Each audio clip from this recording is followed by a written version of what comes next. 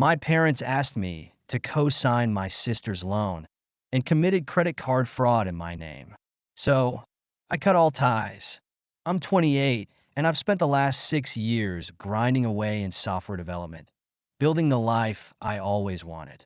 Every paycheck, every bonus, every raise, it all went toward one goal: buying my own house.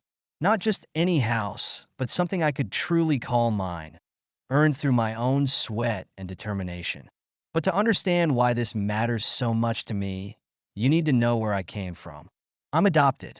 My parents tried for years to have a child before they found me. Those early years were good. I was their miracle, their answered prayer. They gave me everything: good schools, nice clothes, the kind of childhood most kids dream about. But then everything changed. My sister Layla came along when I was 3. A natural miracle, they called her. From that moment on, the dynamic shifted.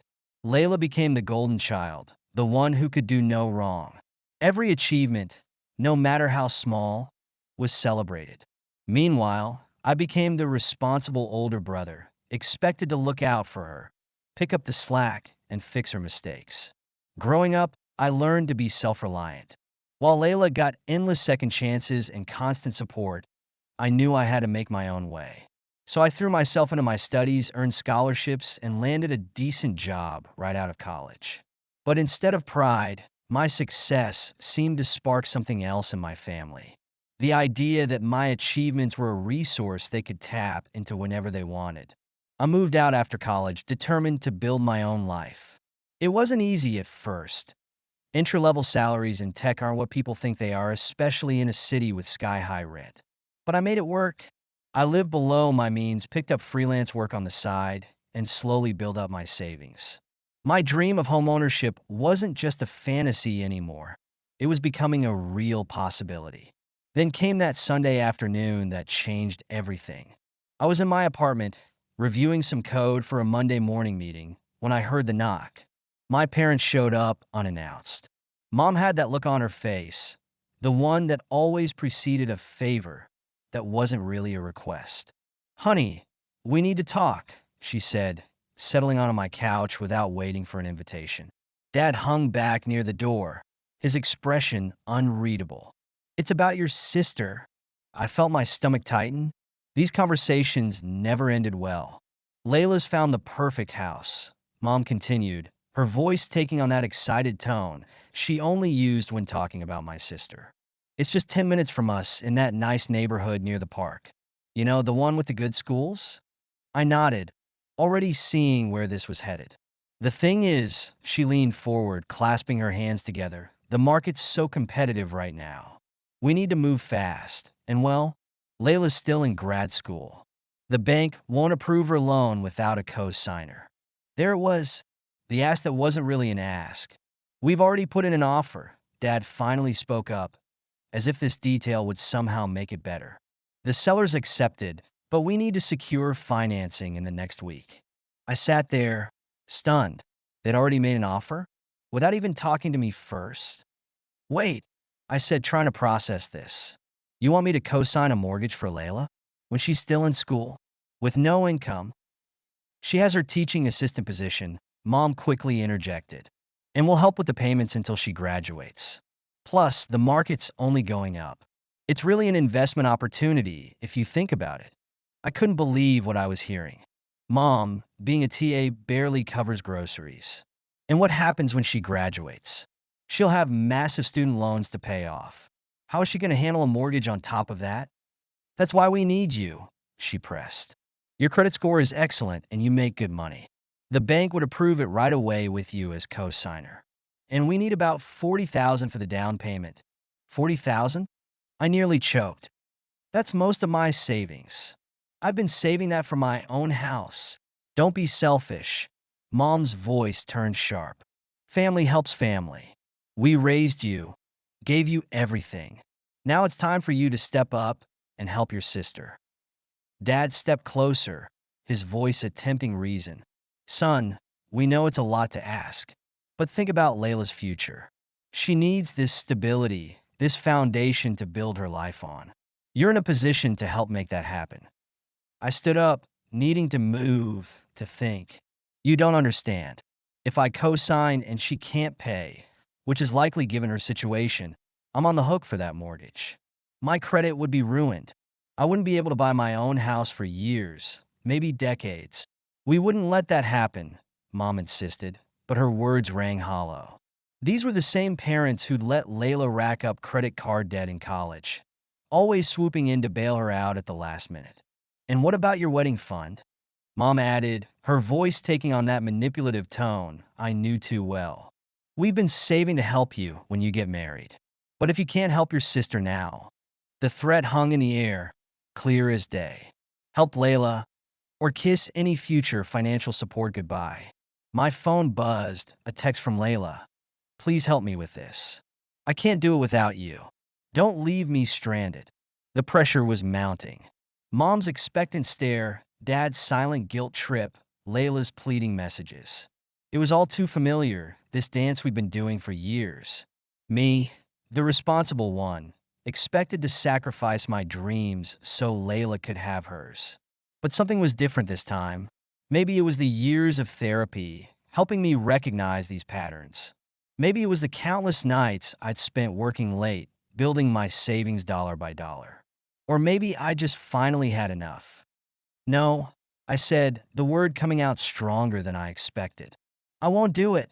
Excuse me? Mom's voice could have frozen water. I said no. I won't co-sign the mortgage, and I won't give up my savings for the down payment. I've worked too hard for my own future to risk it all on this. Mom stood up, her face flushed with anger. After everything we've done for you, this is how you repay us? By abandoning your sister when she needs you. I'm not abandoning anyone, I countered. I'm protecting myself. Layla's an adult.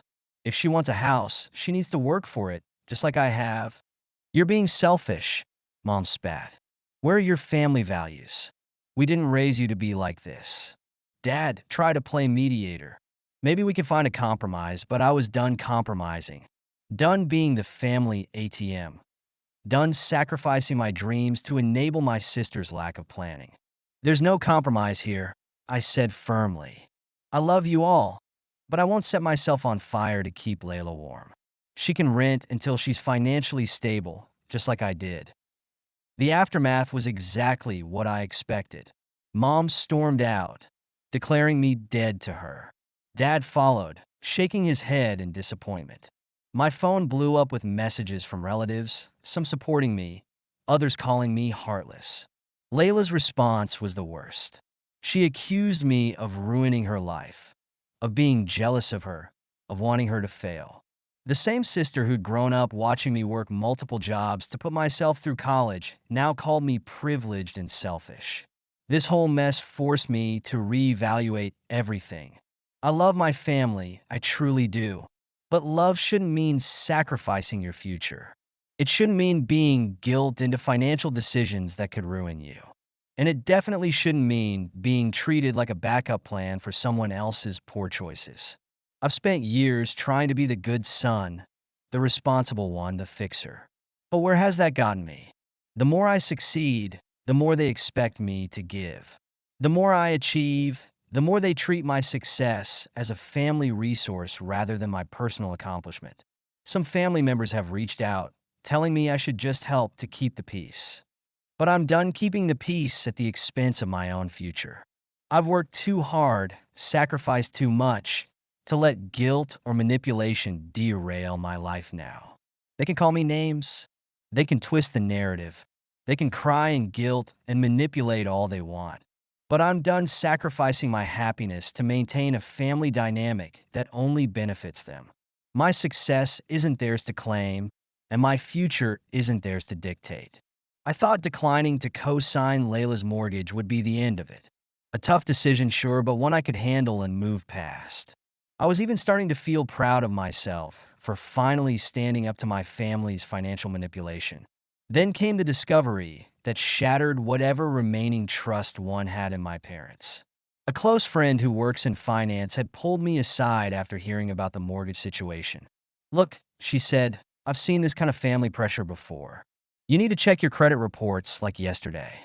She helped me pull them up right there on my laptop, walking me through each section. At first, everything looked normal: my student loans, my car payment, my credit cards. Then we hit something that made my blood run cold. There, in black and white, was a credit card I'd never opened. The card had been active for nearly 6 years, racking up regular charges at grocery stores, home improvement outlets, and utility companies. "That's weird," I mumbled, scrolling through the transaction history. Then I saw the billing address. My parents' house. My hands started shaking as I dug deeper into the statements. Every month, like clockwork, someone had been making minimum payments, just enough to keep the account current while the balance slowly crept up. The purchases painted a clear picture: groceries from my mom's favorite store, furniture that I vaguely remembered appearing in our family room, utility bills that matched my parents' monthly expenses. They'd been using my credit, my name, my financial identity to fund their lifestyle, all without my knowledge or consent. I felt physically sick. The room started spinning as years of memories suddenly shifted into new focus. All those times my parents seemed to live beyond their means. The mysterious new furniture, the casual dismissal of my concerns about their spending. It all made terrible sense now. "This explains everything," I said, my voice barely a whisper. "Why they think I'd just agreed to co-sign for Layla. They've been using my credit for years. They probably thought it was no big deal to add a mortgage to the mix." My friend helped me document everything, taking screenshots and noting important dates. "You need to decide how you want to handle this," she said gently. "These are serious amounts. You could dispute the charges, file a police report." The thought of filing charges against my own parents made my stomach turn. But the alternative, accepting their theft and betrayal, seemed impossible too. I needed time to think, to process, to figure out my next move. I sent my parents a carefully worded text. I found the credit card opened in my name, the one with our house as the billing address. "We need to talk about this." Their response came hours later, and it knocked the wind out of me. "You benefited from those expenses too. We raised you, fed you, gave you a home. Stop being dramatic." "Benefited? I moved out years ago. These charges were recent: groceries from last week, utilities from last month. And even if I had somehow benefited, that didn't give them the right to commit fraud in my name." That text exchange became my turning point. I realized this wasn't just about money anymore. This was about trust, respect, and basic human decency, things my parents had thrown away the moment they decided to steal my identity. Over the next few days, I went into crisis mode. I froze my credit with all 3 bureaus, changed every password I had, and started working with a financial advisor to untangle this mess. The numbers were worse than I initially thought. Beyond the credit card, there were store accounts, utility bills, even a small personal loan, all opened in my name without my knowledge. My friends stepped up in ways I never expected. They helped me research identity theft protection services, offered their couches if I needed a place to stay, and most importantly, reminded me that I wasn't crazy for feeling betrayed. One friend even helped me find a therapist who specialized in family trauma and financial abuse. I made the decision to move out of state. My company had offices in several cities, and my role was remote friendly. I needed physical distance, a fresh start somewhere my parents couldn't just show up unannounced at my door. The day I signed my new lease, I sent my parents one final message. "I've frozen my credit and documented all the fraudulent accounts. I'm moving away, and I need time to decide if I ever want you in my life again. Please don't contact me." Their response was predictable. More guilt, more accusations of being ungrateful, more attempts to justify their actions. But for the first time, their words held no power over me. I was done letting them write my story. Looking back now, from my new apartment in a different state, I can see how much courage it took to break free. Not just from the financial abuse, but from the entire toxic family dynamic that enabled it. I'm still working on rebuilding my credit, still processing everything in therapy, still learning what healthy boundaries look like. But I'm also discovering who I am without the weight of family obligation crushing me. I'm learning that it's okay to put myself first, to protect my future, to demand respect from the people who claim to love me. Some days are harder than others, but I've never regretted my decision to walk away. To anyone else facing family financial abuse, you're not alone. Your dreams matter. Your boundaries matter. And sometimes, the bravest thing you can do is choose yourself, even when the people who should support you the most are the ones trying to hold you back. I don't know what the future holds, but I know this. I'm finally free to build it on my own terms, without guilt, without manipulation, without sacrificing my dreams for someone else's benefit. And that freedom? It's worth everything I've lost along the way. Thank you so much for listening to my story. If you have any thoughts, I'd love to hear them. So please leave a comment. Don't forget to like and subscribe if you want more stories like this one.